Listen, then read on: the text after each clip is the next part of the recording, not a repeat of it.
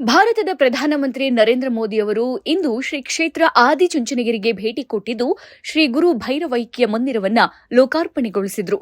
ಆದಿಚುಂಚನಗಿರಿ ಮಹಾಸಂಸ್ಥಾನ ಮಠದ ಇತಿಹಾಸದಲ್ಲಿ ಪ್ರಧಾನಿಯೊಬ್ಬರು ಭೇಟಿ ನೀಡುತ್ತಾ ಇರೋದು ಇದೇ ಮೊದಲು.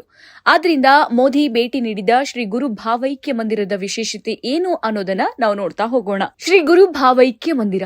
ಈ ಸುಂದರ ಮಂದಿರವು ಆದಿಚುಂಚನಗಿರಿ ಮಠದ 71ನೇ ಪೀಠಾಧ್ಯಕ್ಷರಾಗಿದ್ದ ಪರಮ ಪೂಜ್ಯ ಜಗದ್ಗುರು ಪದ್ಮಭೂಷಣ ಶ್ರೀ ಶ್ರೀ ಶ್ರೀ ಡಾಕ್ಟರ್ ಬಾಲಗಂಗಾಧರನಾಥ ಸ್ವಾಮಿಯವರ ಸಮಾಧಿ ಸ್ಥಳವಾಗಿದೆ. ಶ್ರೀಗಳು ಜನವರಿ 13, 2013ರಂದು ಲಿಂಗೈಕ್ಯರಾದರು.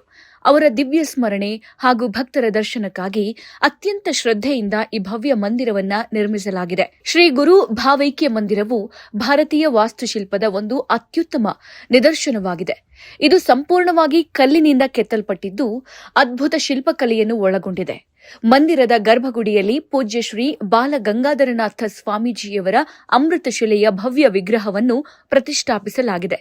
ಇದನ್ನು ನೋಡುವಾಗ ಗುರುಗಳು ನಮ್ಮ ಮುಂದೆಯೇ ಕುಳಿತಿದ್ದಾರಾ ಎಂಬ ಅನುಭವ ಭಕ್ತರಿಗಾಗುತ್ತೆ.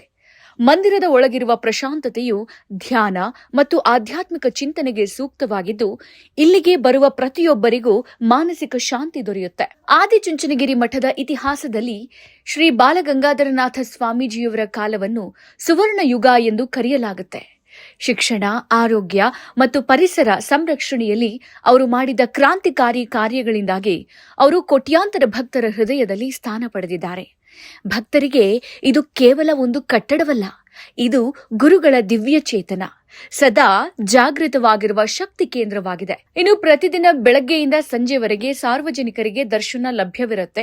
ಶ್ರೀ ಕ್ಷೇತ್ರಕ್ಕೆ ಬರುವ ಭಕ್ತರು ಕಾಲಭೈರವೇಶ್ವರ ಸ್ವಾಮಿಯ ದರ್ಶನದ ಜೊತೆಗೆ ಈ ಮಂದಿರಕ್ಕೂ ಭೇಟಿ ನೀಡುವುದನ್ನ ಮರಿಬೇಡಿ.